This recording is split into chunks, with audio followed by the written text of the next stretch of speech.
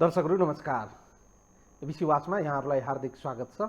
म अनन्त अनुराग। जसपा नेपाललाई निर्वाचन आयोगले उपेन्द्र यादव समूहलाई आधिकारिकता प्रदान गरेपछि त्यसबाट उत्पन्न भएको पराकम्पको असरहरू देखा पर्न थालेको छ। निर्वाचन आयोगले उपेन्द्र यादवलाई जसपाको आधिकारिकता प्रदान गरेपछि उपेन्द्र यादव खेमामा हर्षोल्लास, खुसीको माहौल र केही हँसिएको जस्तो अवस्था सिर्जना भएको छ भने यता महन्त ठाकुर, राजेन्द्र महतो समूहमा अब के गर्ने भन्ने विषयमा केन्द्रित रहेर बहस र छलफलहरू गरिरहेका छन्। यद्यपि महन्त ठाकुर, राजेन्द्र महतो समूह अझै पनि आफूहरू जसपामै रहेको अनौपचारिक दाबी गरिरहेका छन्। यता जसपा नेपालका अध्यक्ष उपेन्द्र यादव हिजो मात्रै संसदीय दलको नेता चयन हुनुभएको छ। सम्भवतः उपेन्द्र यादवकै नेतृत्वमा प्रधानमन्त्री शेरबहादुर देउवाको सरकारमा सहभागिता जनाउने आकलन गर्न सकिन्छ। यद्यपि उपेन्द्र यादवलाई सरकारमा जानुभन्दा अगाडि पार्टीभित्रको विभिन्न पक्षहरूलाई सम्बोधन गर्दै सबैलाई समेटेर मन्त्री कतिजना बनाउने विषय फलामे चिउरा साबित हुने सङ्केतहरू देखा परिरहेका छन्। मन्त्री पदका आकाङ्क्षीहरू थुप्रै छन्, तर सीमित मन्त्री पद पाउने भएको हुनाले फेरि मन्त्री पद नपाएर कतिपय सांसदहरू, कतिपय कार्यकारिणीका सदस्यहरू फेरि अर्को लफडापो सुरु गर्ने हो कि भने चिन्ता र चासो पार्टीभित्र रहेको पाइन्छ। यता बौद्धिक जमात, पत्रकार र समाजका लब्ध बहुप्रतिष्ठित व्यक्तित्वहरूले जसपा नेपाल फुटको आधारलाई, फाउन्डेसनलाई अथवा मियोलाई केलाउने प्रयास गरिरहेका छन्। कतिपयको तर्क रहेको छ जसपा नेपाल फुट्नुको कारण सत्ता वा शक्ति हो कि सिद्धान्त वा विचार। केवल अग्रगमन र प्रतिगमनको नारा दिएर मात्रै उपेन्द्र यादव अहिलेको अवस्थाबाट छुटकारा पाउने अवस्था छ वा छैन? आजको मूलभूत प्रश्न यिनै हुन्। हामी संवाद गर्नेछौँ। हामीसँग हुनुहुन्छ जसपा नेपालका बौद्धिक नेता, पार्टीका प्रवक्ता समेत हुनुहुन्छ डम्बर खतिवडा। कार्यक्रममा उहाँलाई स्वागत गरौँ। डम्बरजी, कार्यक्रममा स्वागत गर्न चाहन्छु। धन्यवाद। तपाईँ अब बौद्धिक बहस गर्न रुचाउनुहुन्छ। हजुर। सामान्य रूपमा पार्टीको आन्तरिक विषयवस्तुहरूमा प्रवेश गर्नुभन्दा अगाडि नै केही सिद्धान्त र केही विचारका कुराहरूलाई उठान गरौँ। विचार सिद्धान्तका कुरा गर्ने सत्ता र शक्तिको वरिपरि राजनैतिक दलहरू रहनुलाई सामान्य रूपमा लिइन्छ। यो लगभग नियमित प्रक्रिया जस्तै हो। तर कुनै पनि पार्टी विचार सिद्धान्तलाई एकातिर राखेर सत्ता र शक्तिको लागि एक किसिमको विवादमा, एक किसिमको पार्टीभित्रको आन्तरिक उल्झनमा र त्यसले राष्ट्रिय राजनीतिलाई नै धुमिल बनाउने स्थिति जब उत्पन्न हुन्छ, यो विषयले आम जनतालाई एउटा राजनीतिज्ञको हैसियतले, एउटा पार्टीको अध्यक्षको हैसियतले पार्टीलाई विचार सिद्धान्त र जनताको डे टु डे लाइफको एजेन्डालाई सम्बोधन गर्ने एङ्गलबाट हेर्दा जस्टिफाई गर्ने ठाउँ देखिन्छ। हेर्नुहोस्, मेरो यसमा के बुझाइ छ भने लोकतन्त्र हाम्रो आधारभूत शर्त हो। हामीले छानेको लोकतान्त्रिक प्रणाली हामीले छानेको सङ्घर्ष गरेर ल्याएको प्रणाली हो। लोकतन्त्रको अपोजिट नन डेमोक्रेसी, होइन, गैर लोकतान्त्रिक पद्धतिहरू संसारमा जुन छन्, राजतन्त्र भन्नुहोस् या सैनिक तानाशाही भन्नुहोस् या एकदलीय प्रणाली भन्नुहोस् या चाहिँ तपाईँको के भने धर्मगुरुहरूको शासन भन्नुहोस्, त्यसलाई तुलना गर्ने हो भने तिनीहरूभन्दा लोकतन्त्र नै ठिक देखिन्छ, होइन। यसको अर्थ लोकतन्त्र कुनै कमजोरी बिनाको, खराबी बिनाको, होइन, कुनै त्यस्तो व्यवस्था चाहिँ होइन। संसारको हरेक एक्जिस्टेन्समा केही न केही खराबीहरू त स्वतः जोडिएर आउँछ। हामीले तुलना गरेर हेर्छौँ कि कुन भन्दा कुन राम्रो हो। त्यस अर्थमा संसारमा प्राप्त भएका राजनीतिक प्रणालीहरूमध्ये डेमोक्रेसी सबैभन्दा राम्रो व्यवस्था हो भन्ने हाम्रो बुझाइ हो। एक दोस्रो कुरा, डेमोक्रेसी भइसकेपछि पार्टी त हुन्छ होइन, डेमोक्रेसीसँग पार्टीको अपरिहार्य अस्तित्व जोडिएको हुन्छ। पार्टीलेस बट डेमोक्रेसी होइन, पार्टी चाहिँ छैन लोकतन्त्र चाहिँ छ भन्ने खालको अहिलेसम्म त्यस्तो राजनीतिक प्रणाली संसारमा विकास भएको छैन। त्यसो हुनाले अब लोकतन्त्र भएपछि पार्टी हुन्छन्, तर पार्टीको क्वालिटी होइन गुणस्तर राम्रो छ भने लोकतन्त्रको गुणस्तर राम्रो हुन्छ। पार्टीहरूको गुणस्तर कमजोर छ भने लोकतन्त्रको पनि गुणस्तर के हुन्छ त? कमजोर हुन्छ। अहिले नेपालमा कुनै एउटा पार्टी मात्रै होइन, समग्र पार्टीहरूको गुणस्तर चाहिँ मेरो विचारमा कमजोर छ, जसले गर्दा हाम्रो लोकतान्त्रिक प्रणाली, हाम्रो सङ्घीय लोकतान्त्रिक गणतन्त्रप्रति नै कतिपय सर्वसाधारणहरूमा एक प्रकारको वितृष्णा जागिरहेछ। त्यो वितृष्णा डेमोक्रेसीप्रतिको होइन, त्यो वितृष्णा सङ्घीयताप्रतिको पनि होइन, त्यो वितृष्णा गणतन्त्रप्रतिको पनि होइन, तर यसलाई सञ्चालन गर्नुपर्ने मेकानिजम, संयन्त्र र लिडरसिप, नेतृत्वको गुणस्तर कमजोर भइदिँदाखेरि हाम्रो सङ्घीय लोकतान्त्रिक गणतन्त्र नै जनसामान्यको वितृष्णाको शिकार बनेको छ। र यो जसपाको मात्रै प्रब्लम होइन, यो नेपालको आम राजनीतिक समस्या हो भन्ने एउटा म तपाईँसँग राख्न चाहन्छु।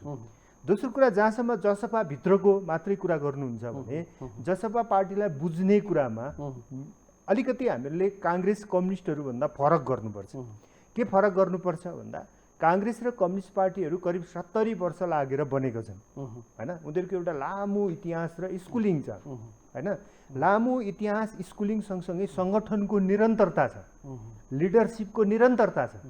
त्यति हुँदाखेरि पनि ती पार्टीहरूले सोचे जस्तो क्वालिटी डेलिभर गर्न चाहिँ सकिरहेको छैन भने हाम्रो पार्टी भनेको त पछिल्लो चरणमा निर्माण भएका होइन पोस्ट डेमोक्रेटिक मुभमेन्टहरू।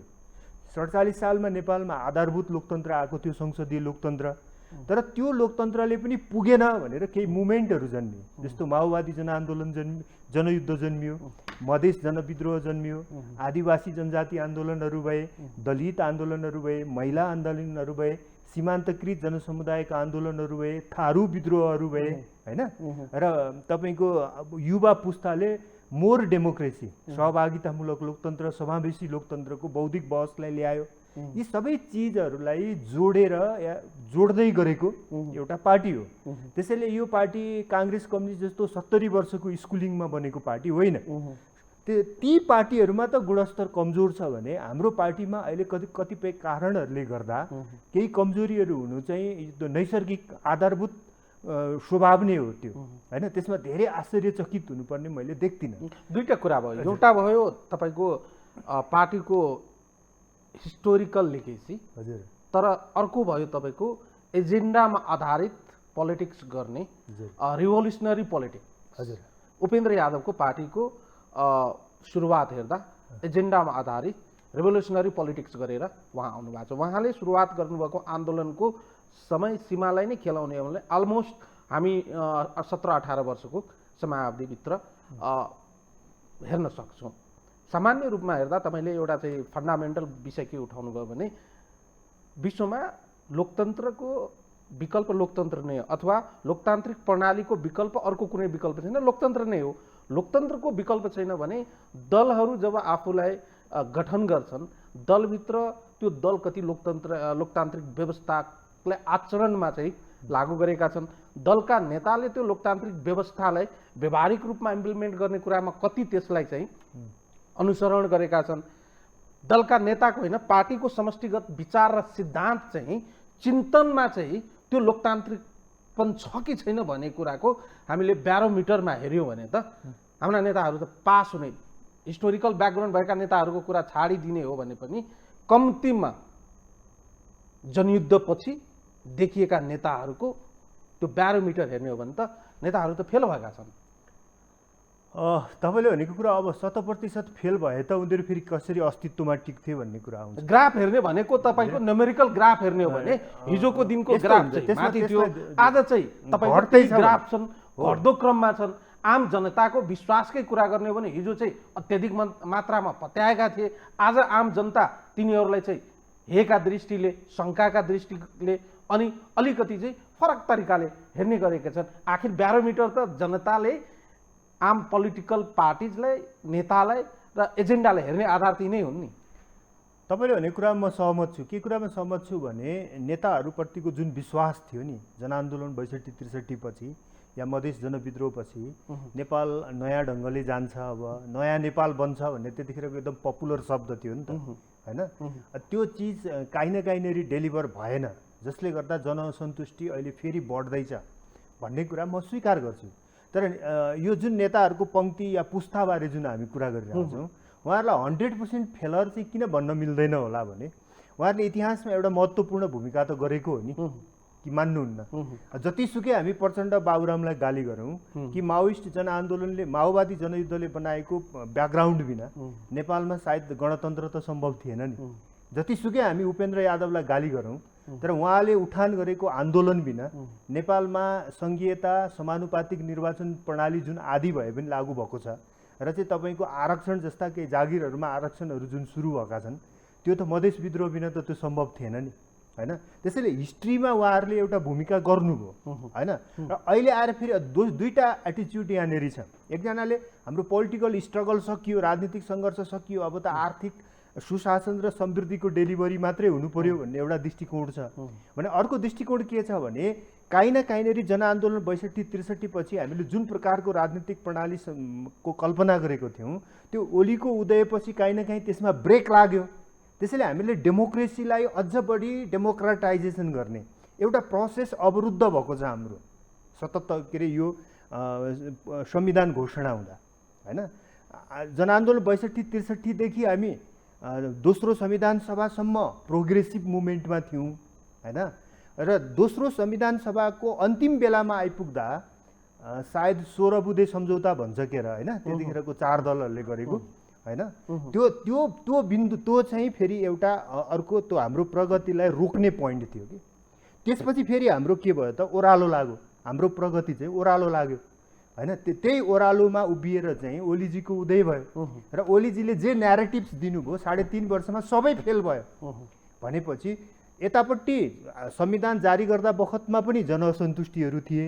त्यो जनआन्दोलन 62-63 र मधेस जनविद्रोहको स्पिरिटमा संविधान बनेन। एकैछिन रोके तपाईँलाई, तपाईँले 16 बुँदेबाट चाहिँ डनफल भयो भन्नुभयो, तर 16 बुँदेकै आधारमा राष्ट्र फेरि अगाडि बढिरहेको देखिन्छ। त्यही बाटोमा तपाईँहरू पनि अग्रसर हुनुहुन्छ, नचाहँदा नचाहँदै तपाईँहरू अग्रसर हुनुहुन्छ फेरि। होइन, त्यो हाम्रो चाहिँ डाउनफल थियो। अब त डाउनफल भए पनि त तपाईँ हिँड्नु त पऱ्यो नि त। बाटो हिँड्दाखेरि तपाईँ उकालो चढ्दै हुनुहुन्थ्यो, अब ओह्रालो बाटो आयो, ओह्रालो बाटोमा चाहिँ म हिँड्दिनँ भन्न त पाइँदैन नि त। हिँडेर फेरि उकालोमा चढ्नु पऱ्यो, अर्को पोइन्टमा गएर फेरि उकालो आउला, होइन? त्यसैले त्यो डाउनफलले गर्दा म सिम्पल्ली भनौँ न त, त्यो डाउनफललाई टेकेर ओलीजीको उदय भयो। तर तपाईँहरूले 3.5 वर्षमा आएर पूर्वाग्रहको कुराहरू छोडिदिउँ, पोइन्ट वाइज विश्लेषण गरौँ न।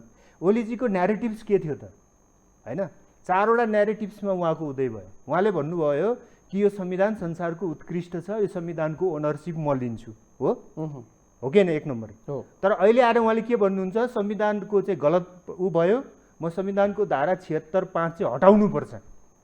एक्ज्याक्टली हो भनेपछि के भयो, संविधानको ओनरसिप उहाँले लिनु भएन, होइन? यस्ता थुप्रै उदाहरण छ नि, यो एउटा उदाहरण भने। दोस्रो कुरा उहाँले के भन्नुभयो भने म अब लेफ्ट मुभमेन्टलाई, कम्युनिस्ट मुभमेन्टलाई युनाइट गर्छु, एकीकृत कम्युनिस्ट पार्टी बनाउँछु जसले 50 वर्षसम्म 3-4 चुनाव जित्नेछ र त्यही कम्युनिस्ट पार्टी मार्फत सुशासन र समृद्धि दिन्छु भन्नुभयो, हो?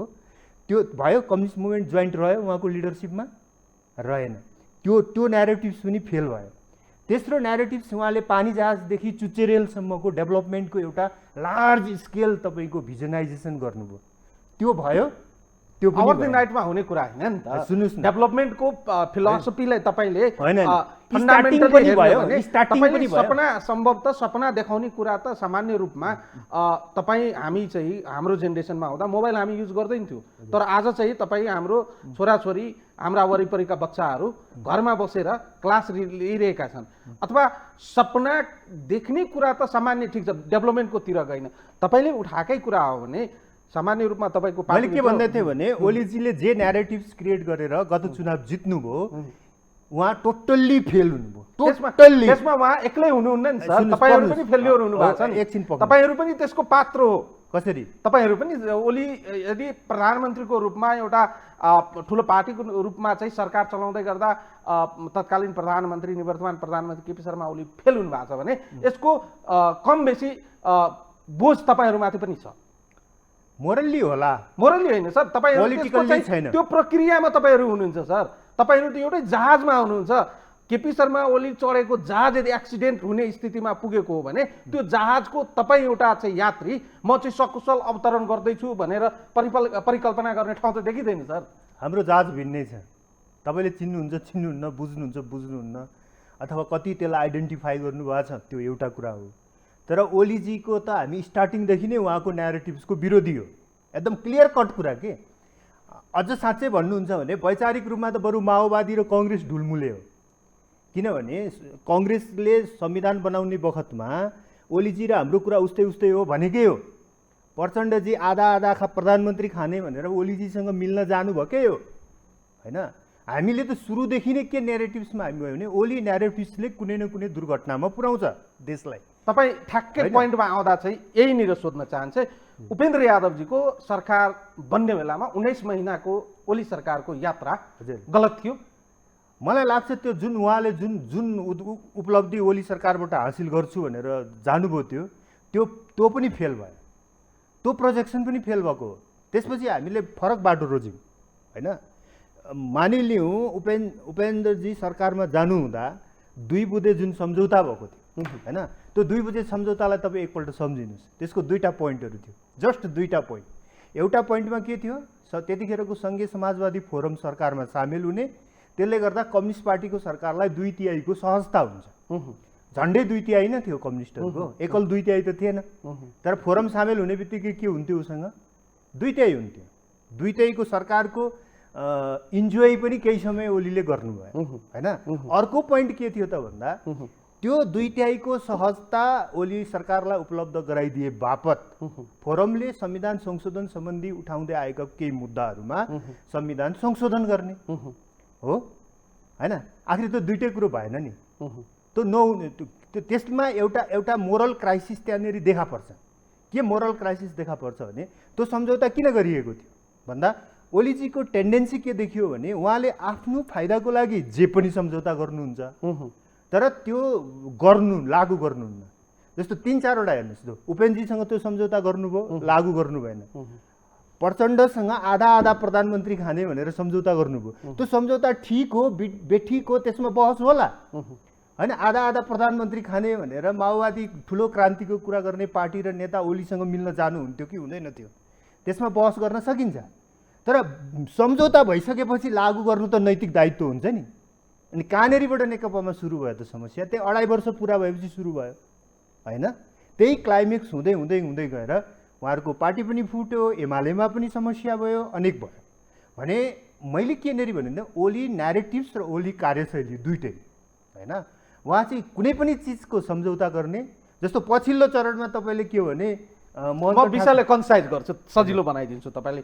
तपाईँ ओली न्यारेटिभ्सको कुरा गरिरहँदा ओली न्यारेटिभ्स अहिले चाहिँ तपाईँहरूको भाषा प्रयोग गर्दा प्रतिगमन सच्याउनु भएको छ होइन। प्रतिगमन सचिएको छ, प्रतिगमन सचिएको होइन, अहिले प्रतिगमन हुनबाट रोकिएको। अब अहिले प्रतिगमन हुनबाट रोकिएको भने अग्रगमन भएको छैन, अग्रगमन भएको छैन। यसलाई सैद्धान्तिकरण गरोस्। सैद्धान्तिक रूपमा एउटै बकेटभित्र तपाईँहरूको एङ्गलबाट भन्दैछु है, जसपा नेपालको आँखाबाट हेर्दा, समग्र जसपा नेपालको लेन्सबाट हेर्दा तात्विक रूपमा केपी शर्मा ओलीको न्यारेटिभ्स, शेरबहादुर देउवाको न्यारेटिभ्स, प्रचण्डको न्यारेटिभ्स, माधव कुमार नेपालको न्यारेटिभ्समा त केही भिन्नता छैन।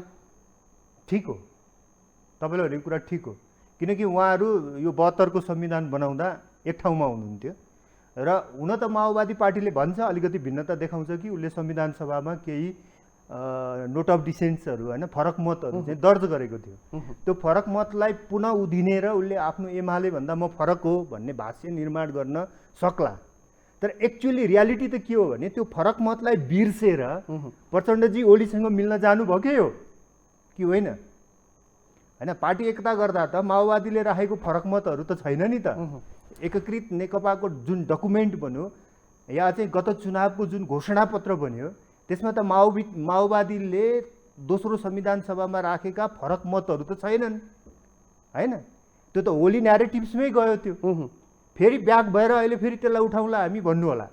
तर हामी त सुरुदेखि नै फरक न्यारेटिभ्समा छौँ नि, हो कि होइन भन्नु। यसलाई अलिकति अझै सजिलो बनाऊ है सर। हजुर, महन्त ठाकुरजीहरू ओली सरकारमा जानुभयो, अहिलेको सिचुएसन फरक छ। तपाईँहरूले के भन्नुभयो भने जुनसुकै पात्र आए पनि तपाईँहरूको इन्भल्भमेन्टको हिसाबले हेर्दा त तपाईँहरू चाहिँ एउटा सामान्य एउटा चेसको गोटी जस्तो हो, जतिखेर तपाईँहरूलाई चाहिँ चेक गर्नलाई चाहिन्छ त्यतिखेर त्यस्तो रूपमा प्रयोग भइराख्नु भएको छ। तपाईँहरूको राजनीतिको पनि आधारलाई चाहिँ तपाईँहरूले त्यति महत्त्व नदिएको, अथवा के गर्न जाने, के प्राप्त गर्ने र कतिखेर चाहिँ प्राप्त गर्ने भन्ने कुराको टाइमलाइन मुद्दाको रूपमा देखिन। तपाईँले भनेको कुरा ठिक हो कि पछिल्लो चरणमा हामीभित्र जुन महन्त ठाकुर र राजेन्द्र महतोको गतिविधिहरू देखियो त्यसले हाम्रो लागि दुर्भाग्यपूर्ण अवस्थाहरू सिर्जना गर्यो। करिब 3.5 महिना जस्तो त हामी ठुलो मानसिक तनावबाट गुज्र्यौँ होइन, कि उहाँहरूले के गर्नुहुन्छ, कसो गर्नुहुन्छ भन्ने एउटा भयो। तर त्यहाँनिर मेरो भनाइ के हो भने पुस 5 गते पहिलोपटक प्रतिनिधि सभा विघटन हुँदा, म तपाईँलाई अलिकति सम्झना गराउँ होइन, विघटन हुँदा महन्त ठाकुर र राजेन्द्र महतोले के भन्नुभएको थियो त, म उहाँकै लाइन म भनिदिन्छु कि यो त प्रतिगमनमाथि प्रतिगमन भयो। किनभने 72 सालको संविधान जारी हुँदा मधेसका, जनजातिका, आदिवासीका लोकतन्त्रलाई अझ लोकतान्त्रिकरण गर्ने, सुशासन हासिल गर्ने लगायतका जुन चिजहरूलाई छोडिएको थियो त्यो एउटा प्रतिगमन थियो होइन, त्यो ठुलो प्रतिगमन थियो त्यो। त्यसमाथि तपाईँको के भने नर्मल डेमोक्रेसी पनि अब फङ्सनिङ गरेन, संसदीय लोकतन्त्र पनि फङ्सनिङ गरेन उहाँले, किनभने निर्वाचित प्रतिनिधि सभालाई 5 वर्ष पनि पुग्न नदिकन विघटन गरिदिनु भयो भने डेमोक्रेसी के जननिर्वाचित संसद बिनाको लोकतन्त्र हुन्छ? अनि जननिर्वाचित प्रतिनिधि सभा बिनाको लोकतन्त्र हुँदैन भने के गैर संवैधानिक चुनाव हुन्छ? डेमोक्रेसीमा त आवधिक निर्वाचन पनि संविधानले कल्पना गरे अनुसार हुनुपर्छ, न छिटो न ढिलो। हेर्नुहोस् है त्यहाँनिर होइन। त्यस हुनाले उहाँ प्रतिगमनमाथि प्रतिगमन भयो। यो चाहिँ हाम्रो महन्तजीको, राजेन्द्रजीको शब्द थियो। त्यो मुभमेन्टमा हामी सँगै गयौँ, देशभरि ठुल्ठुला जुलुस गऱ्यौँ। काठमाडौँको रत्न पार्कमा महतोजीले भाषण गर्नुभयो, जुन जुलुसमा म पनि सँगै थिएँ होइन। अनि जब तपाईँको पछिल्लो चरण आयो कि यो ओलीलाई अब सपोर्ट चाहियो, किनकि उहाँको पार्टी फुट्यो कहिलेको फैसलाबाट, सायद फाल्गुन 23 गतेको फैसलाबाट होइन, अदालतले 2टा पार्टी भिन्न बनाइदियो नि, एमाले र माओवादी। त्यसपछि अब उहाँलाई कोही न कोही चाहियो। अनि त्यो प्रतिगमन गरेको ओली, बदनाम हुँदै गरेको ओली, 3.5 वर्षमा सारा न्यारेटिभ्सहरू फेल भएको ओली होइन, त्यसलाई काँध हाल्न जानु हुँदैन भन्ने हाम्रो स्ट्रङ भनाइ थियो। त्यसले हाम्रो इमेज पनि बिगार्छ, तपाईँहरूको व्यक्तिगत पोलिटिकल भविष्य पनि बिगार्छ, यो दिगो पनि हुँदैन। हेर्नुहोस् होइन, यो धेरै दिन जाँदा पनि जाँदैन, अदालतले ओलीको कदमहरूलाई साथ दिँदा पनि दिँदैन, किनकि अहिलेको हाम्रो संविधान त्यो अनुसार लेखिएको छैन। यहाँनिर अर्को कुरा म भन्छु, यहाँनिर हामीले धेरै मान्छेले सोध्छन् कि तिमीहरू त यो संविधान बन्दैदेखि असन्तुष्ट मान्छे हो, फेरि यो संविधानको माया तिमीहरूलाई किन भयो भन्ने प्रश्न पनि यहाँनिर उठ्ला। यहाँनिर म के भन्न चाहन्छु भने हामी यो संविधानको मोह भन्दा पनि हामीलाई संविधानवादको मोह हो क्या, डेमोक्रेसी र कन्स्टिट्युसनलिजमको मोह हो। त्यो भनेको के हो?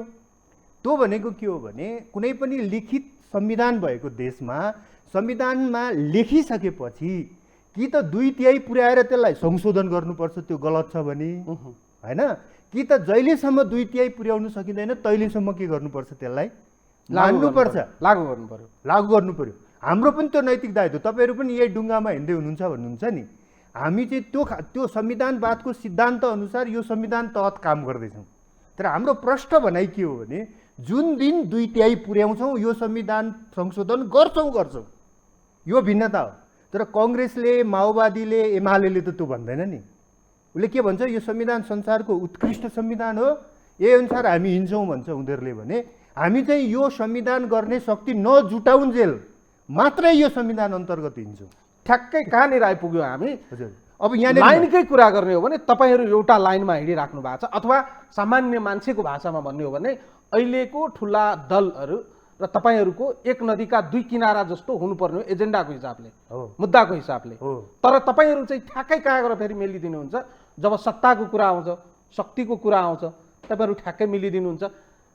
प्रश्न कहाँबाट फेरि उठान गर्छु भने नेकपा भित्रको विवादको बाछिटा, अहिलेको नेकपा एमाले भित्रको विवादको बाछिटाको शिकार तपाईँहरू हुनुभएको छ र तपाईँहरूलाई पनि यदाकदा सत्तामा गएपछि चाहिँ केही गर्न सकिन्छ कि भन्ने एउटा इल्युजन क्रिएट भएको छ तपाईँहरूको अगाडि। त्यो दुर्भाग्य जसपामा आयो, त्यो म लुकाउन चाहन्न होइन। आखिर फेल भयो, त्यो स्ट्राटेजी त फेल भयो नि। म अन्त अहिले फेरि तपाईँ भन्नु होला तपाईँहरू पनि त फेरि सरकारमा जाँदै हुनुहुन्छ भन्ने क्वेसन। तात्विक भिन्नता त केही पनि देखिँदैन। ठुलो भिन्नता छ, ठुलो भिन्नता छ यसमा। ठुलो त नभनौँ, मात्रात्मक भिन्नता छ, धेरै ठुलो होइन। जस्तो म तपाईँ भन्नु होला प्रतिगमन र अग्रगमनको भिन्नता छ। प्रतिगमन र यथास्थितिको भिन्नता छ, अग्रगमनको होइन। ओलीजीले यो ग्लासमा यो पानी छ अलिकति भने यो खाली छ, यसलाई भर्नुपर्छ भन्ने हाम्रो आन्दोलन हो। तर ओलीजीले त यही खन्याएर के गरिदिनु भयो त, खाली बनाइदिनु खोज्नुभयो होइन। महन्तजीले राजेन्द्र महतोजीले साथ दिएको चाहिँ यो खाली गिलास बनाउने अभियानलाई साथ दिएको, ओलीलाई साथ दिनु भनेको खाली गिलास बनाउने आन्दोलन हो होइन। अहिले भनेको चाहिँ यो गिलास भरिँदै छैन, भ्रम नपर्नु होला। देउपाजीको सरकारमा हामी गएर गिलास भरिँदै छैन, तर यो खाली पनि हुँदै छैन क्या। 72 सालको संविधानको कन्स्टिट्युसनल प्रोसेस यो तपाईँहरूको बिलिभ हो, यो तपाईँहरूको बिलिभ हो, यो तपाईँहरूको बिलिभ हो, तपाईँहरूको बिलिभ हो यो। तर तपाईँ अरू एङ्गलबाट हेर्नुहोस् अथवा हिजोको दिनमा केपी शर्मा ओलीको दृष्टिकोणबाट हेर्दा जुन चित्र देखिएको थियो, भोलिका दिनमा देउबाबाट त्यस्तो नहुन सक्ने यसको ठोकुवा र ग्यारेन्टी। देउबाजी त्यो बाटोमा लाग्नु भन्यो हामी उहाँको साथमा हुँदैनौँ। एकदम क्लियर कट कुरा छ नि त यसमा। ओलीजीले जे मिस्टेक गर्नुभयो होइन, त्यही मिस्टेक तपाईँको भने होला देउपाजीले दोहोऱ्याउनु भयो भने के गर्नुहुन्छ भन्ने हो। त्यो गर्नुभयो भने हामी समर्थन फिर्ता लिन्छौँ, उहाँलाई छोडिदिन्छौँ, हामीलाई त्यसमा कुनै आपत्ति नै छैन। त्यही त सर, तपाईँहरूको एजेन्डा कहाँ गयो? यो यति यावत कुरा गरिरहँदा मैले चाहिँ कहाँनिर अब ड्र्याग गरेँ तपाईँले भने तत्कालीन ओली सरकारमा जाँदा 2 बुँदे गर्नुभयो हजुर।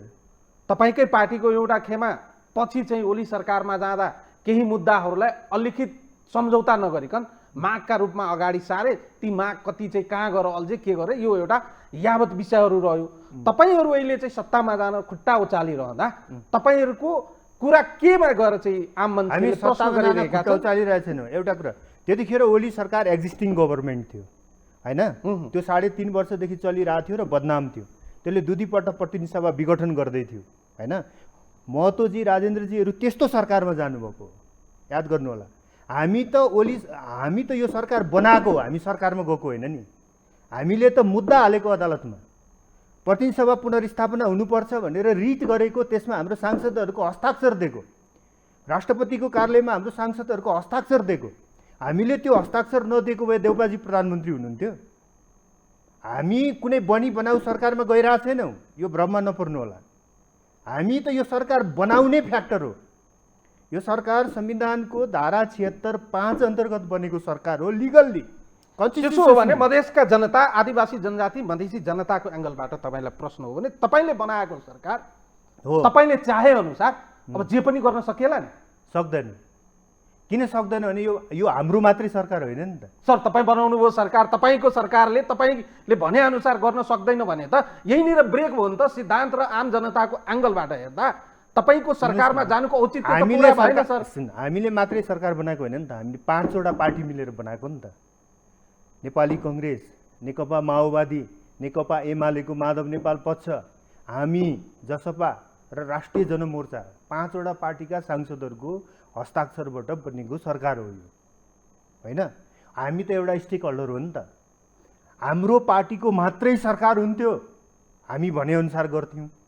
र मेरो जनतालाई आग्रह पनि छ, मतदातालाई आग्रह पनि छ कि जसपा एक्लैले कस्तो सरकार चलाउँछ भनेर हेर्न चाहनुहुन्छ, आउने चुनावमा भएभरको भोट हामीलाई दिनुहोस्, हामी कस्तो सरकार चलाउँछौँ देखाउँछौँ। जबसम्म हामीहरूलाई त्यति भोट दिनुहुन्न, हामी सरकारको स्टेक होल्डर मात्रै हुन्छौँ। हाम्रो पार्टीको सिद्धान्तअनुसार त्यो सरकार, हाम्रै पार्टीको मात्रै सिद्धान्तले त्यो सरकार चल्दैन। त्यस्तो बेलामा सरकार बनाउने दलहरूको न्यूनतम कार्यक्रम, साझा कार्यक्रम भन्छ, जसलाई कमन मिनिमम प्रोग्राम भनिन्छ। बुझ्नुभयो के त? त्यो कमन मिनिमम प्रोग्रामभित्र रहेर हामी यो गभर्मेन्ट चाहिँ आउने चुनावसम्म चलाउँछौँ। र यदि त्यसमा प्रधानमन्त्रीको हैसियतले नेपाली कङ्ग्रेसले या प्रधानमन्त्री शेरबहादुर देउपाले नेतृत्व गर्ने कुरामा कमन प्रिमियम प्रोग्राममाथि होइन, या हिजो हामीहरूले प्रतिगमन भनेका मुद्दाहरूमा माथि, त्यसको संवैधानिक व्यवस्थामाथि कुनै प्रकारको कुठाराघात गर्नुभयो भने यो सरकार तपाईँ यो भन्दै हुन्छ संवैधानिक व्यवस्था, संविधानको रक्षार्थ तपाईँहरू सरकारमा जाँदै हुनुहुन्छ। संविधानवादको रक्षार्थ, संविधानको रक्षार्थ होइन। आम जनताले के प्रश्न गर्छन् भने, आम जनताको कुरा गर्दैछु है सर, कमन पिपुल जसले तपाईँहरूलाई मतदान गर्छन्, तपाईँहरू गएर पनि शेरबहादुर देउवा सरकारमा तपाईँहरूले उठाउनु भएका सामान्य विषयवस्तु मुद्दाहरू पनि सम्बोधन गराउन सक्नु भएन भने सरकारमा जानुको औचित्य के? केही थान मन्त्री पाउनको लागि सरकारमा जानुभयो भने हिजोको दिनमा तपाईँकै पार्टीको एउटा खेमा सरकारमा जाँदा जुन चाहिँ अहिलेको स्थिति खेप्नु परेको छ, तपाईँहरू जाँदा चाहिँ तिनीहरूभन्दा बेटर, तिनीहरूले उठाएका मागभन्दा एक कदम चाहिँ अगाडि गएर आम जनताका विषयवस्तुहरूलाई सम्बोधन गर्न सकाउनु भएन भने जानुको अर्थ के छ? हामी अहिले न्यूनतम साझा कार्यक्रम बनाउँदैछौँ। ती साझा कार्यक्रममा चाहिँ तपाईँको एजेन्डा समावेश हुन्छ कि हुँदैन? अधिकतम रूपमा गर्ने प्रयत्न गर्छौँ होइन। त्यसमा दुई खालका मुद्दाहरू हुन्छ। एउटा संविधान, लोकतन्त्र, संविधान संशोधन, नागरिकता ऐन होइन, नागरिकताको विषय जस्ता मुद्दाहरूलाई, राजबन्दीहरूको रिहाई होइन, यस्ता मुद्दाहरूलाई कसरी हेर्ने भन्ने पोलिटिकल इस्युजहरू होइन। अर्को हुन्छ जनतालाई सुरक्षा, अमन चैन होइन, आर्थिक विकास अथवा सुशासन डेलिभर गर्नुपर्ने कुराहरू, जनतालाई राज्यबाट डेलिभर गर्नुपर्ने कुराहरूमा हाम्रो बिचमा त्यति धेरै विमति हुन्छ यो सरकारमा रहँदा जस्तो मलाई लाग्दैन। जस्तो कोरोनाको खोप दिनुपर्छ त दिनुपर्छ, त्यसमा के विमति हुन्छ होइन। अनि कोरोनाको राम्रो रोकथाम गर्नुपर्छ, अस्पतालहरू बलियो बनाउनुपर्छ, डाक्टर नर्सहरूको व्यवस्था गर्नुपर्छ, औषधिको व्यवस्था गर्नुपर्छ, यस्तो कुरामा के विमति हुन्छ? यस्ता डेलिभरी गर्ने चिजहरूमा अहिलेको सत्ता साझेदार दलहरूको बिचमा धेरै विमति हुन्छ जस्तो मलाई लाग्दैन होइन। तर जहाँसम्म पोलिटिकल इस्युजहरू हो त्यसमा त विमति हुन्छ फेरि, किनभने कङ्ग्रेस भिन्नै सोच भएको पार्टी हो होइन, हामी भिन्नै सोच भएको पार्टी हो, माओवादी भिन्नै सोच भएको पार्टी हो। तर त्यहाँभित्र पनि केही कमन चिजहरू जस्तोमा हामी सहमतिमा ल्याउने प्रयत्न गर्छौँ। तर जस्तो नागरिकता ऐन संसदमा लामो समयदेखि थन्किएको छ, जसले गर्दाखेरि जन्मसिद्धको नागरिकता पाएका सन्तानहरूको एउटा ठुलो सङ्ख्या युवा युवती भइसकेको छ। मलाई लाग्छ करिब त्यस्तो मानिसहरू 3 लाखदेखि 5 लाख हुन सक्छ नेपालमा होइन। उनीहरू अहिले पढ्न नपाएर, विदेश जान नपाएर, नागरिकता नभएर, ब्याङ्क खाता नखुलेर, ड्राइभिङ लाइसेन्स नपाएर अनागरिक जस्तो भएर यो देशमा बाँचिरहेका छन्, जो एक प्रकारको पाप हो त्यो होइन। भने यस्ता इस्युजहरूमा त कङ्ग्रेस माओवादीको साथीहरूलाई के आपत्ति होला? हामीहरूले भने जस्तो प्रदेश तपाईँले त सजिलो भयो सर। अझै मैले यसमा मार्कै कुरा, नागरिकताको कुरा गर्नुभयो भने निवर्तमान ओली सरकारले संसदमा नागरिकता सम्बन्धी अध्यादेश पुर्याइदिएको छ, त्यहाँ अप्पर हाउसमा पुगेको पनि छ। अब यसलाई चाहिँ तल्लो सदनमा लगेर पास गराउनुहोस्। यसमा त नेकपा एमाले पनि विरोध गर्ने ठाउँ रहन्न, धेरै अप्ठ्यारो स्थिति नै छैन अब तपाईँहरूको लागि। हिजो त ऐन रोकेको त एमालेकै सांसदहरूले हो नि। अहिले त झन् अहिले त स्थिति फरक भइसकेको छ नि सर, अहिले त तपाईँहरूको फेभरेबल अवस्था हो। त्यसो भए ठिक छ, मैले के भन्न खोजेको त्यो उदाहरण दिएर भने राजनीतिक मुद्दाहरू जसमा एकमत भइहाल्न गाह्रो पनि छ होइन, किनकि हरेक पार्टीको आफ्नो आफ्नो सिद्धान्त, विचार, दृष्टिकोणहरू छ। हाम्रो पार्टीको दृष्टिकोणमा हुनुहुन्छ त हामी यो शासकीय स्वरूप निर्वाचन प्रणाली नै फेर्न चाहन्छौँ, प्रदेश नै पुनर्सीमाङ्कन गर्न चाहन्छौँ। तपाईँलाई थाहा छ नि त, 7 प्रदेशको मोडालिटी त हाम्रो मोडालिटी त होइन होइन। भनेपछि हामीसँग त यत्रो ठुल्ठुलो मुद्दाहरू छ नि। तर यो मुद्दामा यो 18 महिनाभित्र कङ्ग्रेस माओवादीहरू तयार होला नि त, या जनमोर्चा तयार होला त, या हामी यति मिलेर पनि 2/3 पुग्ला त? यो प्रश्न त कस्तो भयो भने तपाईँले अघि उठाएकै प्रश्न फेरि अघि उठाएकै प्रश्नमा म कहाँ पुगेँ भने तपाईँ यस्तो गठबन्धनमा हुनुहुन्छ सर, जुन गठबन्धनमा यो संहिता काम लाग्दैन भन्ने सङ्गठनका घटक हुनुहुन्छ। तपाईँ एउटा दलबाट प्रतिनिधित्व गर्नुहुन्छ जुन दलले यो दाबी गरिरहेका छन् कि संहिता ल्याउने हामी यो देशको प्रमुख स्टेक होल्डर हो, संहिता बिना यो देश एक कदम अगाडि चल्न सक्दैन। तर तपाईँ ती घटक दलमा हुनुहुन्छ जहाँ अर्को दल छन् जसले यो संहिता, यो देशलाई चाहिँ बर्बाद पार्छन्, यो हुनु हुँदैन, यो विघटन गर्नुपर्छ, संहितालाई हटाउनुपर्छ भने तर्कना कम्तीमा ओली समूह जति काङ्ग्रेस कट्टर त्यो मुद्दामा म देख्दिनँ। उहाँहरू के लचिलो हुनुहुन्छ। तपाईँसँग चाहिँ चित्रबहादुर केसी पनि हुनुहुन्छ सर। चित्रबहादुर केसीजी हुनुहुन्छ, तर अब उहाँको वेटेज कति छ भन्ने कुरा आउँछ। वेटेजले राख्दैन सर, न्यारेटिभ सेट गरिसकेपछि त्यो न्यारेटिभले अर्थ राख्छ नि सर। वेटेजले त एकजना चाहिँ संसदभित्रको गणितमा त वेटेजको कुरा पनि हुन्छ होइन। अब उहाँको न्यारेटिभ्सको सम्मान गर्नुपर्ने गठबन्धनमा हाम्रो होला होइन। तर अब यो दीर्घकालीन मुद्दाहरू अहिले तत्काल यो 18 महिनामा हल हुन्छ भनेर म दाबी पनि गर्दिनँ। हेर्नुहोस्, किन जनतासँग झुटो बोल्नुको कुनै काम छैन। तर यो सरकारलाई बनाउने कुरामा भूमिका गरेर या यो तपाईहरुलाई सामेल भएर एउटा बकेटमा राखेर हेरे तपाईले भन्नु केही गर्न सक्दैन अथवा तपाईकै पार्टीका एउटा समूह हिजो सरकारमा गएर केही गर्न सक्नु भएन। कति दिन बन्नुभयो त्यो त्यति महत्त्वपूर्ण विषय। तर 19 महिनापछि 17 महिनापछि तपाईहरुलाई चाहिँ एक ठाउँमा राखेर हेर्दा तपाईहरुले पनि गएर त्यहाँ चाहिँ केही पनि गर्न नसक्नु र महन्त ठाकुरजी राजेन्द्र महतोजीहरू पनि गएर चाहिँ केही गर्न नसकेको स्थितिमा तात्विक भिन्नता जनताको नजरमा दुईजना उस्तै उस्तै देखिँदैन सर? देखिँदैन, किनभने उहाँहरूले प्रतिगमनलाई साथ दिनुभएको हो, ओलीलाई साथ दिनुभएको हो, बदनाम भइसकेको कम्युनिस्ट पार्टीको सरकारमा जानुभएको हो। हामीले नयाँ गठबन्धन बनाएका हुन्, प्रतिनिधि सभा जोगाएका हौँ, अदालतमा मुद्दा हालेका हौँ, नयाँ सरकार। सर लाइब्रेरी बाँकी रहनु, लाइब्रेरी उभिएको देखिनु, तर बुकभित्र धमिरा लाग्नु पनि त्यो चाहिँ एक किसिमको प्रतिगमन नै हो सर। अग्रगमन होइन, प्रतिगमन पनि होइन, त्यो यथास्थिति हो। बुझ्नु भएन?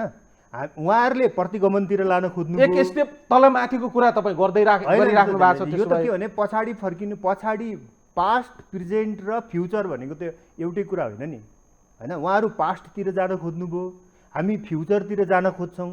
अहिलेको सिचुएसन चाहिँ प्रेजेन्ट हो। बुझ्नु भएन? तपाईँ पास्टतिर फर्किनुभयो भने त्यो त प्रतिगमन हुन्छ होइन। कम्तीमा अहिलेको उपलब्धिहरूको रक्षा भयो होइन, पार्लियामेन्ट भयो। तपाईँ एउटा अझै सामान्य बनाइदिन्छु, तपाईँलाई सहज बनाइदिन्छु। उपेन्द्र यादवजीले तत्कालीन निवर्तमान ओली सरकारको 19 महिने सरकारमा जाँदा 2 बुँदे जुन एजेन्डा लिएर जानुभएको थियो नि, हजुर, मिनिमम तपाईँहरूको माग हो नि त्यो हो। त्यो माग यदि देउवा सरकारले पुरा गर्न सक्दैन भने तपाईँहरूमाथि आम जनताको नजरमा प्रश्न गर्ने ठाउँ रहन्छ कि रहन्न? होइन, हामी देउपाजीसँग कुरा गर्छौँ होइन। अधिकतम संसदभित्रको देउपा कङ्ग्रेससँग मात्र होइन, हामी त ओलीजीसँग पनि आग्रह गर्छौँ कि, एमालेसँग पनि आग्रह गर्छौँ, अरू दलहरूसँग पनि आग्रह गर्छौँ। जुन चिज हामीले कुनै न कुनै दिन गर्नु नै छ त्यसलाई धेरै दिन अड्काएर राखेर उहाँहरूलाई के फाइदा हुन्छ? आखिर ओलीले जुन न्यारेटिभ सेट गर्नुभयो त्यो त फेल भयो। नभए झन्डै 2/3 सरकार 5 वर्ष नपुग्दै चाहिँ 83मा झरेर सरकार छोडेर हिँड्नु पर्थेन नि त। त्यो कसको बुद्धिले भएको हो होइन? त्यसको लेसन त उहाँले पनि लिनुभयो होला नि। अनि भोलि मधेसको जनतामा पनि उहाँ जानुपर्छ होला नि, जनजाति जनतामा पनि भोट माग्न जानुपर्छ होला नि। जुन टार्गेट ग्रुपलाई लक्षित गरेर उहाँले चाहिँ यो न्यारेटिभ सेट गर्नुभयो र उहाँ त्यता जान चाहनुहुन्न, त्यो त यही देशभित्रको जनता हो नि। त्यो भोट एमालेलाई चाहिँदैन र। हाम्रो प्रयास हुन्छ कि संसदभित्रका सबै दलहरू एकपल्ट आत्मसमीक्षा गरौँ, पुनरावलोकन गरौँ, संविधान जारी गर्दा बखतको असन्तुष्टि कहाँ थियो त्यसमा फर्केर हेरौँ, सकेसम्म अहिले एडजस्ट गरौँ। नसकेको कुरा आउने चुनावको जनमतले निर्धारण गर्ला या भविष्यका आन्दोलनहरूले निर्धारण गर्ला। तर मिनिमम रूपमा अहिले जे जति सहमति हुन सकिन्छ त्यति त गरेर जाउँ। अब त्यति गर्न पनि अरू दलहरू राजी हुनुहुन्न भने हामी जनतासँग खुलेर भन्छौँ, हामीले यो कुरा भन्यौँ, यो पार्टीले मान्यो, यो पार्टीले मानेन, तर यो सरकारलाई 18 महिना साथ दिन हामी किन बाध्य छौँ भने कि हाम्रो यो अहिले यो नहुने हो भने देश चाहिँ संसदविहीनतामा जान्छ। साथ दिनलाई त ठिकै हो सर, सरकारमै जानुहुन्छ कि हुन्न भन्ने प्रश्न पनि छ। साथ दिनुको अर्थ के हो भने तपाईँ अलरेडी चाहिँ देउवा सरकारको समर्थक हुनुहुन्छ। देउपा सरकारको समर्थक होइन, फेरि यहाँनिर फरक आयो। हामी त देउपा सरकारको निर्माणकर्ता छौँ के। समर्थक भएको भए हामी सरकारमा नगएर अपोजिसनमै बसेर या सरकारभन्दा बाहिर बसेर सपोर्ट दिन पनि सक्थ्यौँ होइन। तर हामी त यो सरकारको सपोर्टर होइन के, हामी त निर्माणकर्ता हो नि त, हो कि होइन? तपाईँ भन्नुहोस् त। हाम्रै 12 जना मात्रै सांसदको हस्ताक्षर थियो ल होइन। त्यो सर्वोच्च अदालतमा नभएको भए या राष्ट्रपति कार्यालयमा नभएको भए त देउपा सरकार बन्थ्यो अहिले। जनताले बुझ्ने भाषामा फेरि बताइदिनुहोस्, जसपाको लागि पहिला चाहिँ तपाईँहरूको मिनिमम माग, राजनीतिक माग है, हजुर। राजनीतिक माग पुरा गर्ने विषय प्राथमिकताको विषय हो कि सरकारमा केही थान मन्त्रीलाई चाहिँ शपथ ग्रहण गराएर सरकारमा पठाउने कुरा चाहिँ प्राथमिकता हो?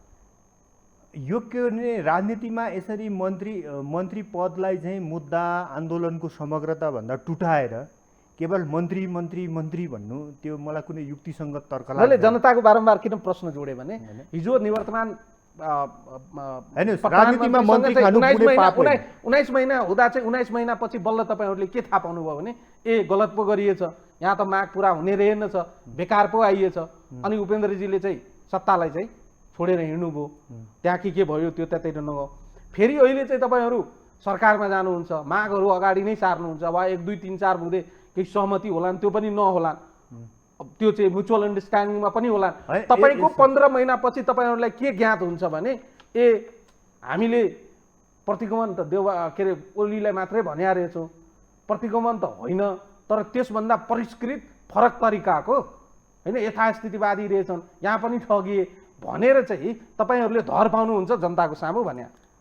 हेर्नुहोस् त्यो त हेर्नुहोस् यो चाहिँ संसदीय राजनीतिमा गणितले निर्धारण गर्ने कुरा हो। जसपा भन्ने पार्टी जुन तपाईँले भन्नुभयो यो समस्याबाट मुक्त होस् भन्ने यदि जनताको चाहना हो भने जनताले हामीलाई बहुमत दिनुपर्छ, जनताले हामीलाई 2/3 दिनुपर्छ। जनताले बहुमत दिनुभयो हामी सर्भिस डेलिभरी गर्छौँ, जनताले 2/3 दिनुभयो हामी संविधान संशोधन गर्छौँ होइन। यदि हामीसँग 2/3 पनि छैन, हामीसँग सामान्य बहुमत पनि छैन, हामी संसदीय लोकतन्त्रको एउटा सानो सङ्ख्या भएको पार्टी हो भने त तपाईँले भनेको समस्या भोग्नु त हाम्रो नियति हो, रहर होइन नि, त्यो हाम्रो नियति हो के। त्यो हामीले यो भोगेरै आफ्नो मुद्दामा लामो जनतासँग सङ्घर्ष गरेर उहाँहरूलाई कुरो बुझाएर अर्को चुनावमा शक्ति समीकरण फेरेर जनताले त तपाईँहरूलाई चाहिँ मतकै आधारमा कुरा गर्ने हो भने संसदमा गएर प्रतिपक्षी बेन्चमा बसेर माग र मुद्दालाई चाहिँ सम्बोधन गराउने प्रयास गर्नुहोस्, मन्त्री बन्नुहोस् भन्या त होइन रहेछ सर। होइन त हामी कहाँ मन्त्री भयो के अरे, त्यो यो सरकारको त अपोजिसनकै भूमिका त हामीले गऱ्यौँ नि। 19 महिना सरकारमा गर्नुभयो, यता 19 दिन अर्को तपाईँकै टिम चाहिँ सरकारमा गएकै हो सर। त्यो भित्रको विवादलाई चाहिँ एकछिनको लागि अपवाद मान्ने हो भने त जसपा नेपाल त ओली सरकारमा 2 पटक गए सर। अब हेर्नुहोस् त्यतिखेर अब त्यो चिज सबै चिजको एउटा विश्लेषण, ऐतिहासिक विश्लेषण छ होइन। जनता समाजवादी पार्टी या त्योभन्दा अगाडिको समाजवादी पार्टी भन्दाखेरि पनि हामी 2 घटकहरू थियौँ होइन। नयाँ शक्ति थियो, सङ्घीय समाजवादी फोरम थियो, कतिपय कुरामा हाम्रा केही फरक धारणाहरू पनि थिए होइन। तथापि अहिले हामी त्यसको लिगेसीलाई होइन समग्र रूपमा स्वीकार गरौँला, विश्लेषण गरौँला, मेरो भागमा कति नैतिक दायित्व पर्छ त्यो पनि हामी एक्सेप्ट गरौँला। तपाईँले एउटा कुरामा चाहिँ म धन्यवाद दिन्छु भने तपाईँले स्ट्रेट 2-3 वटा कुरा चाहिँ स्वीकार गर्नुभएको छ, केही गल्ती कमी कमजोरी भएका छन्, ती विषयवस्तुहरू सुधारका विषयवस्तुहरू हुन्। तर म एउटा जर्नलिस्टको हैसियतले भन्दा पनि कमन पिपुलले चाहिँ तपाईँहरूको बारेमा के सोचिरहेका छन्, सरकारमा जाँदा चाहिँ के अपेक्षा गरेका छन्, चाहे तपाईँको पक्ष अहिले सरकारमा गइरहँदा के सोचिरहेका छन्, हिजो महन्त ठाकुर राजेन्द्र महतोहरू सरकारमा जाँदा चाहिँ के सोचिरहेका थिए, कति प्राप्त गरे कति बाँकी छन्, त्यसलाई चाहिँ प्राप्त गर्ने बाटोमा उपेन्द्रजी लगायतका चाहिँ डाक्टर बाबुराम भट्टराई लगायतका तपाईँ नेताहरू त्यसपछि कति चाहिँ प्रतिबद्ध हुनुहुन्छ, कति चाहिँ खडा उत्रिनुहुन्छ, यो एङ्गलबाट हेर्दा त तपाईँहरू पनि एउटा चाहिँ ठुलो चुनौतीको चाङमाथि अथवा तरबारको धारमाथि हिँडिराख्नु भएको छ। एक्ज्याक्टली छौँ, त्यो तपाईँले भनेको कुरा ठिक हो। हामी कुनै सजिलो यात्रामा एकदम सबैले हामीलाई फुलमाला लगाइदिने, रातो कार्पेट बिछाइदिने अनि सजिलो गरिकन हामीलाई चाहिँ हात्तीले नवराज छाने जस्तो कसैले राजगद्दीमा राखिदिने होइन, त्यस्तो स्थिति हाम्रो होइन। हामी के हो भने संसदीय लोकतन्त्रको एउटा स्टेक होल्डर हो। अहिले हाम्रो सङ्ख्या संसदभित्र सानो छ, हाम्रा साझेदार दलहरू 2टै हामीभन्दा ठुलो सङ्ख्यामा छन् होइन, त्यो हामीलाई थाहा छ। तथापि यो एन्टी ओली न्यारेटिभ्सको एउटा मुख्य संवाहक हामी हो होइन, सङ्ख्या हाम्रो सानो भए पनि। तपाईँलाई यो कुरो पनि याद दिलाउँ कि शेरबहादुर देउपा त ओलीको कदमलाई प्रतिगमन भनिरहनु भएको थिएन नि, उहाँ त कार्यकर्तालाई चुनावको तयारी गर भन्दै हुनुहुन्थ्यो पुस 5 गतेपछि। उहाँले त 5 दलीय गठबन्धन बनाउन पनि नमानेको हो नि, विपक्षी गठबन्धन बनाएर आन्दोलन गरौँ भन्दाखेरि पनि होइन नमानेको हो नि। अनि यहाँसम्म कि के अरे स्वयं प्रचण्डजी त नेकपाको एउटा फ्र्याक्सनको मुभमेन्ट लिएर ओलीलाई चाहिँ त्यही पार्टीभित्र अल्पमत पार्न सकिन्छ भनेर हिँडिरहनु भएको थियो नि भने एन्टी ओली न्यारेटिभ्सको सुरुदेखि नै लिड गर्ने पार्टी कुन हो त? हाम्रो पार्टी हो नि त्यो त।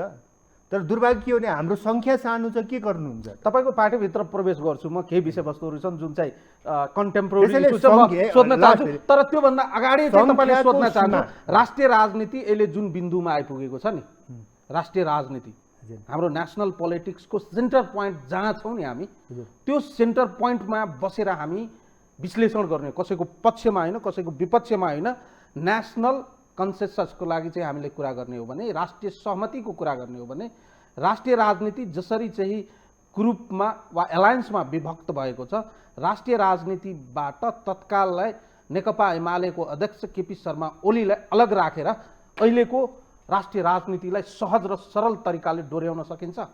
सकिँदैन। त्यो हाम्रो उद्देश्य पनि होइन। तर तपाईँहरूको शैलीले के भन्नु देखियो भने तपाईँहरू अहिले मैले भने हामी त संसदभित्र अब सहकार्य गरौँ भनेर एमालेलाई पनि प्रस्ताव गर्छौँ भने नि मैले अघि। तर यो 3.5 वर्ष चाहिँ उहाँको जुन शैली थियो नि, त्यो शैलीसँग चाहिँ सहमत हुन सकिँदैन थियो। हाम्रो एमाले भन्ने पार्टीसँग हाम्रो कुनै वैरभाव छैन, ओलीजीसँग पनि व्यक्तिगत रूपमा हाम्रो कुनै वैरभाव छैन।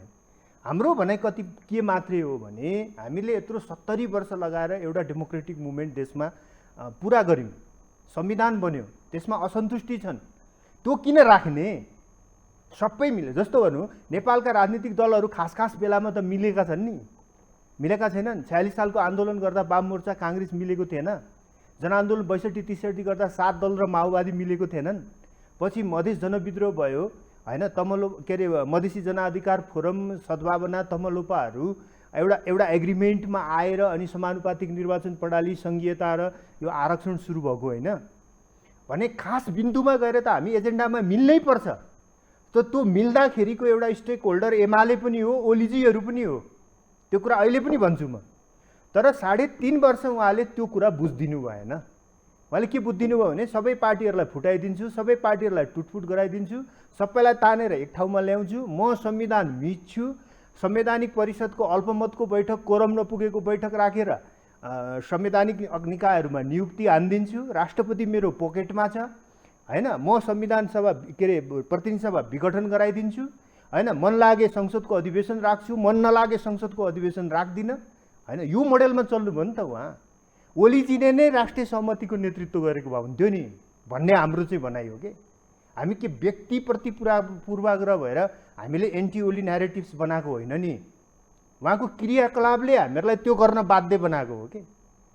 अहिले त हामी भन्छौँ फेरि एउटा राष्ट्रिय सहमति गरौँ न, फेरि एउटा राष्ट्रिय सहमति गरेर संविधान संशोधन गरौँ, नागरिकताको प्रश्न हल गरौँ, जनतालाई डेलिभरी गरौँ, अर्थतन्त्रको न्यारेटिभ यो मोडल चेन्ज गरौँ, शिक्षा र स्वास्थ्यमा भएको समस्याहरू हल गरौँ।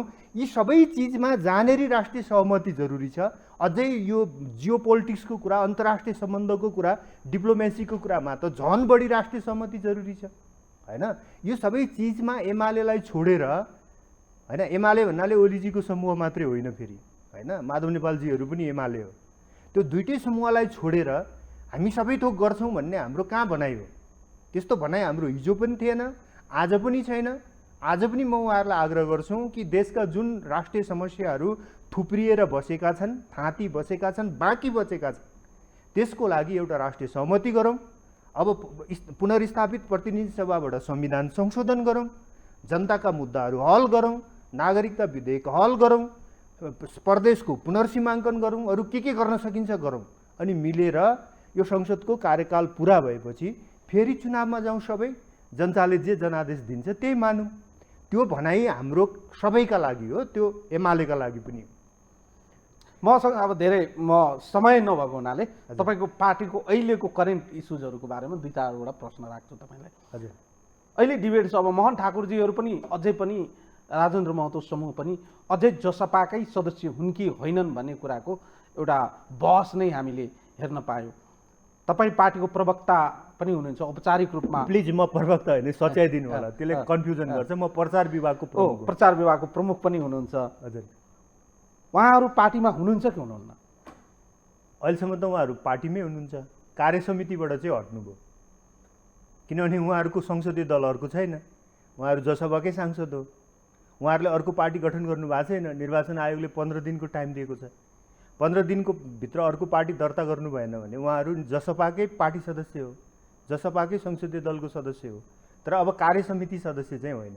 महन्त ठाकुरजी पार्टीको एउटा अध्यक्ष हुनुहुन्छ कि हुनुहुन्न? अब हुनुहुन्न। तपाईँहरूले हटाइसक्नुभयो, बहुमतबाट हटाइसक्नुभयो। हामीले के निर्णय गऱ्यौँ भने निर्वाचन आयोगको गत 11 गतेको फैसलापछि होइन, अब जसले आधिकारिकताको पक्षमा हस्ताक्षर गर्यो त्यो नै पार्टीको कार्य समिति हो। अथवा यसको अर्थ उहाँहरूलाई हामीले हटायौँ भन्ने होइन नि त। केन्द्रीय कार्य समिति, केन्द्रीय कार्यकारिणी समिति चाहिँ हाम्रो कतिजनाको भयो त? जसले हस्ताक्षर गरे तिनीहरू भए, अथवा 16 जना भएन जसले विपक्षमा हस्ताक्षर गरे। यसमा पनि हाम्रो भनाइ छ, उहाँहरू होइन हामी यही पार्टीमा बस्छौँ किन हटाएको यार, हिजो पो हामीहरूले त्यो एउटा इस्युमा त्यो गऱ्यौँ, अब त हामी यही पार्टीमा बस्ने हो, हामी एक्सक्युज गर्छौँ हिजोको लागि भन्नुहुन्छ भने त्यो पनि ठिक छ। तर त्यति त भन्नु पऱ्यो नि, ओली सरकारलाई साथ दिएको, प्रतिनिधि सभा विघटन भएको कदमलाई साथ दिएको, पार्टीमा यत्रो बखेडा ल्याएको, पार्टीको विश्वसनीयतालाई खत्तम गरेको होइन, यस बापत केही न केही पब्लिक एक्सक्युज गर्नु परेन। राजनीतिक बुझाइमै महन्त ठाकुर, राजेन्द्र महतो र उपेन्द्र यादवजीहरू बिचमा भिन्नता हो, कार्यदिशाको भिन्नता हो यो। है एकदम क्लियर कट कुरा। जसपाको अहिलेको समस्या भनेको गुटबन्दीको समस्या पनि होइन, यो कुनै व्यक्तिगत रिसरागको कुरा पनि होइन। उहाँहरूको सोच र हाम्रो सोचकोले फरक कार्यदिशा क्रिएट गर्यो। उहाँहरूलाई के लागेको थियो भने ओलीको सरकार नै आउने चुनावसम्म टिक्छ, हामी सरकारमा पनि जान्छौँ, यही बलियो हुन्छ, पार्टीको बहुमत पक्षलाई पनि लतारेर तानेर हामीतिर ल्याउँछौँ भन्ने उहाँहरूको विश्लेषण थियो। त्यो विश्लेषण हुँदैन भन्ने हामीहरूलाई कन्फर्म थियो। ओली सरकार छिटै जान्छ, अदालतले पुनर्स्थापना गर्छ, यो असंवैधानिक हो भन्ने कुरामा हामी कन्फर्म थियौँ भने त्यहाँ दुईवटा कार्यदिशा देखा पऱ्यो नि।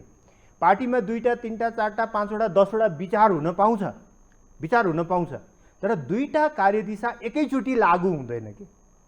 एउटा कार्यदिशा लागू हुन्छ, अरू कार्यदिशा के हुन्छ, ड्रप हुन्छ। हुन चाहिँ पाउँछ, सोच्न पाउँछ, भन्न पाउँछ, डकुमेन्टेसन गर्न पाउँछ, उसलाई लागेको बोल्न पनि पाउँछ, तर एक्जिक्युसनमा चाहिँ दुईवटा कार्यदिशा एकैचोटि त जाँदैन नि। उहाँहरूले के गरिदिनु भने दुईवटा कार्यदिशा एकैचोटि कार्यान्वयनमा जान्छ भन्ने जुन प्रयत्न गर्नुभयो त्यो नै केटाकेटी बचकनापन हो, त्यो राजनीतिक बचकनापन। र त्यति बुढो मान्छे, त्यति खारिएको एउटा सन्त मान्छे जसलाई हामी त्यो हृदयदेखि सम्मान गर्छौँ, नेपालको डेमोक्रेटिक मुभमेन्टले सम्मान गर्छ होइन, उहाँले किन त्यो बचकनापन देखाउनु भयो आई डोन्ट नो, त्यो मलाई थाहा छैन त्यो कुरा। मधेस राजनीतिक गर्ने एउटा एकदमै पेचिलो भूगोल हो। हजुर, त्यो भूगोलमा महन्त ठाकुर पनि अटाउनु भएको छ। महन्त ठाकुर, राजेन्द्र महतो, के अरे उपेन्द्र यादव, काङ्ग्रेसका विमलेन्द्र निधि लगायतका, हृदय त्रिपाठी लगायतका व्यक्तिहरू पनि अटाउनु भएको छ। जुन प्रकारको राजनीतिक अहिले स्थिति उत्पन्न भयो, अब यहाँबाट जसपालाई व्यवस्थापन गर्ने र सञ्चालन गर्ने कतिको चुनौतीपूर्ण देख्नुहुन्छ?